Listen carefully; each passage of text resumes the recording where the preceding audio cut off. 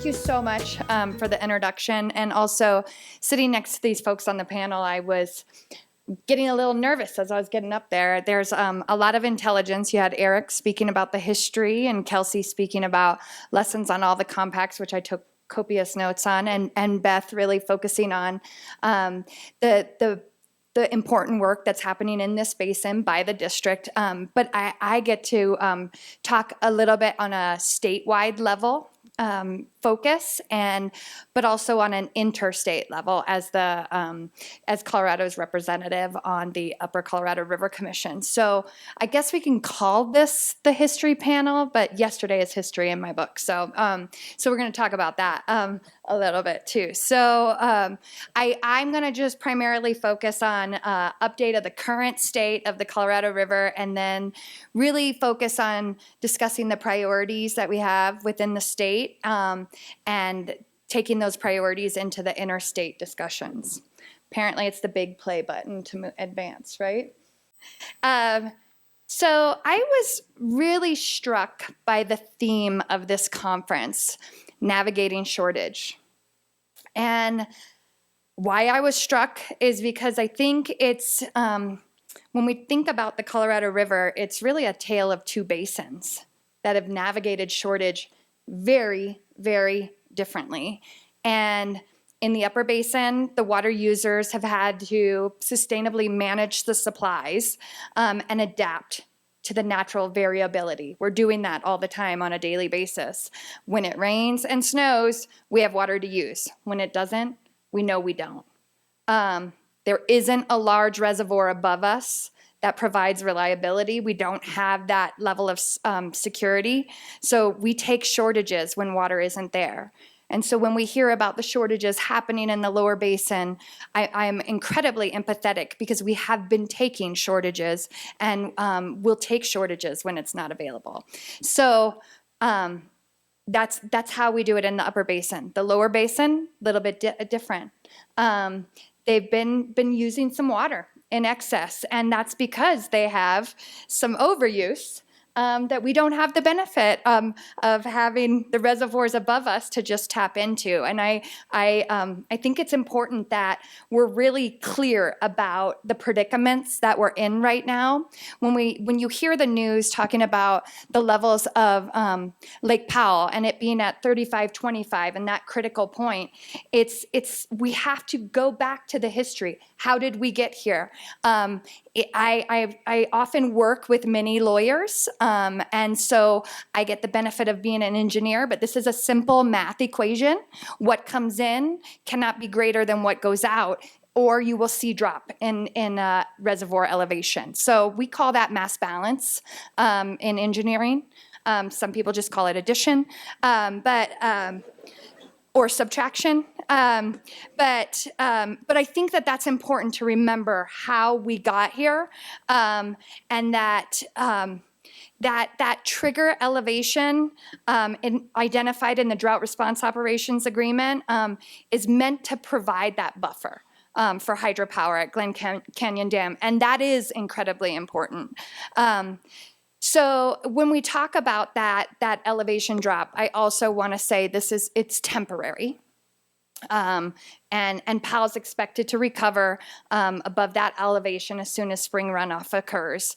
But I want to make sure that we take stock of how we got here and remember that, so that we don't get here again. I think most of the people in this room are a friendly audience, so they may this speech may not go so well in some other places, but in Colorado, I think it's pretty well, and I see some friends from Utah here too. So, I think again, remembering that Lake Powell is dependent on hydrology. And we have tried innovative approaches. We're going to continue to try innovative approaches, cloud seeding, things like that. There is not a lot that we can do to improve hydrology. And so the side of the equation that's dependent on precipitation and subject to the impacts of climate change, we've really got to keep our eye on. So what goes out of Powell is something that can be controlled. Releases from Lake Powell and Meade support the uses in the lower basin that are incredibly important. Arizona, California, and Nevada all have incredibly important uses, similar to how I consider our uses in the upper basin. And Lake Powell acts as that savings account, right? Lake Meade is their checking account. They're both running dry. And so we have to be proactive about that, and running dry literally. So over the course of the last several years, we've seen many years in which Lake Powell has released up to 9 million acre feet. Last year, we knew this was coming. And we've been in an extended drought. We talk about 21 years now. Lake Powell released 8.23 million acre feet. The inflow was 6 million acre feet. Perspective. Again, going back to the equation, it just simply doesn't add up. And so the reality is that since the lower basin states have these two large reservoirs above their uses, they've been given the ability and opportunity to draw them both down, irrespective of actual conditions. That's completely shielded them from the effects of climate change, which we're experiencing. And I cannot say that any more in a more appropriate place than where we sit today.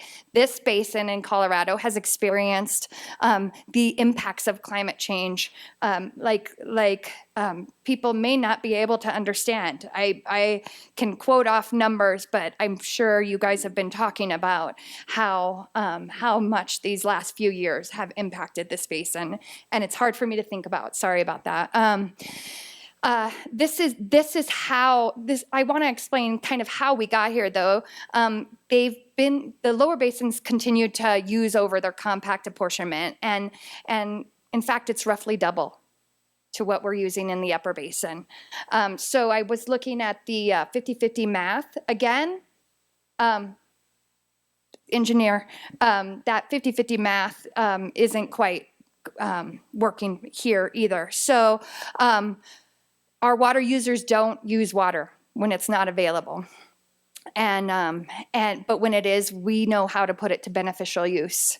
And we are adapting and learning from the realities of climate change. And I stand ready to work with the lower basin to help them learn some of what we've learned here up in the upper basin. So I get to press play. I don't really actually care about the slides, I just talk, but I don't even know if I'm on the right one. So just bear with me. That's why there's very few words. I don't read them. I just, and I have staff that work with me and then they yell because they're like, why do you even have us write anything? But that is what it is. And sometimes it gets me in trouble, but I enjoy those moments the most. So I think really getting to the meat of it is that we know we face painful shortages in this 21-year drought. Significant amounts of water have been released from our reservoir. I've talked about all of that. But I want to talk about some of the proactive things we've done as we're in the situation that we're in. So we've done some really proactive things to protect those critical elevations at Lake Powell. They've resulted in over 500,000 acre feet of contributions to protect Lake Powell. So if you were in the Gunnison Basin, you knew what happened to Blue Mesa last year, and you saw that. You saw water coming from Flaming Gorge also to the tune of about 161,000 acre feet. Plus there was a holdback, a delayed kind of holdback of 350,000 acre feet. So when we talk about what has the upper basin done, I want everyone in this room to cite, we are being proactive and we're feeling the pain on the ground. When you talk about the impacts that happened in the Gunnison Basin, the impacts to that region, the recreational economy, the impacts that you saw visibly in the reservoir, we have been a part of the solution. So if you leave this room with nothing else but that, make that be your message. regardless, 5 minutes, well, you know, I'm not even going to listen to you. So, thanks for that, though. I'll get there. So I think it's, I think when we talk about what we have done, that's incredibly important. Is there still more to be done? Obviously, of course, there's more to be done from all of us, not just the upper basin, not just the lower basin. And I think there are some things that I think we can do better for. Talking about some other commitments that were made as part of the 2019 drought contingency plan, everybody's favorite topic, demand management, right?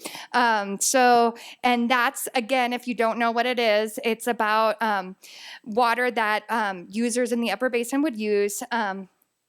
They would be paid to use less water, and then it would be used to assure that we have ongoing compact compliance. And so it would be basically stored in POW and used in case of that type of situation. So all of the upper basin states are doing their own feasibility investigations. The feasibility investigation in Colorado is really being led by the Colorado Water Conservation Board, but similar to what I heard Beth say is that we're better together. I think she was referring to the River District and Southwestern. Well, I'm referring to all of us, and that we're all better together. And so, yes, the CWCB is leading that investigation, but it's not done alone. We're taking input across the board. The input that's come from both the River District, Southwestern, water users across the state has all been a part of that investigation. So not only is Colorado doing that, but the 3 other upper basin states are doing that in their own way. We started that process, and I like to say that Colorado has the people infrastructure already set in place. You know about the basin roundtables. You know about all of the water meetings that you guys get to go to, right? Not all of the states have that already set up. So I think that put us in a beneficial place that we kind of led as it related to the demand management feasibility investigation. We started it right off the bat and learned a lot. And what we learned was that there were a lot of benefits that were discussed in the drought contingency plan, but there were also some concerns and how the states would work together, equity, geographical equity, industry equity, the concerns over speculation, things like that. And so we all had to we're thinking about that heavily in Colorado, but a lot of it is still dependent on what comes out of the work from not only the other upper basin states, but the work that's coming out, looking at it broadly from the upper basin perspective by the Upper Colorado River Commission. So we've said, hey, there's a lot of issues. We think this is a tool in the toolbox, one of the many tools in the toolbox. But let's see what happens in the other states, and let's see what comes out from the upper basin or from the Upper Colorado River Commission, and then go back. But right now, we're primarily focusing on talking about the concerns. Let's wait and see what other people say the concerns are, where they see there might be some solutions, and then go back to the table if we need to. So I think that's important as we talk about how a potential demand management program would operate. And I think that we'll see what happens. In the fall, the Upper Colorado River Commission should be done or closer. We'll have more information from in the next few months. So we'll see how that goes. So another piece of proactiveness is the Lower Basin Drought Contingency Plan has also been implemented this year. So I got to brag about what we've been doing in the Upper Basin, but I want to talk a little bit about the Lower Basin.